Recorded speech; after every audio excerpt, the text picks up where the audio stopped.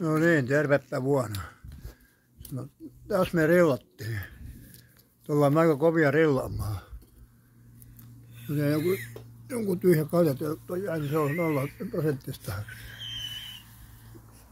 Jäänyt siihen kököttämään, huomannutkaan, se ei tuolla sisäisi olla.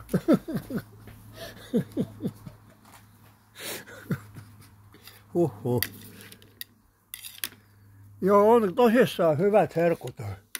Kyllä on tässä on kanaduo, kahta erilaista kanaa marinaadissa. Semmoista rentaleikettä. Mutta rillaaminen oli aika haastavaa, ei polttanut. Sitten on tommonen grillialune on hyvä, niin kuin tuossa mulla on tommonen. Niin kuin tuolla näkyy. Joo, kyllä tässä kelpaa taas herkutella. Joo.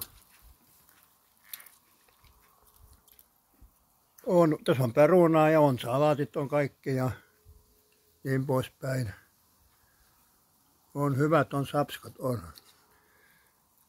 Eipä tässä muuta tällä kertaa, niin palataan taas asiaan näissäkin merkeissä. Terve vaan.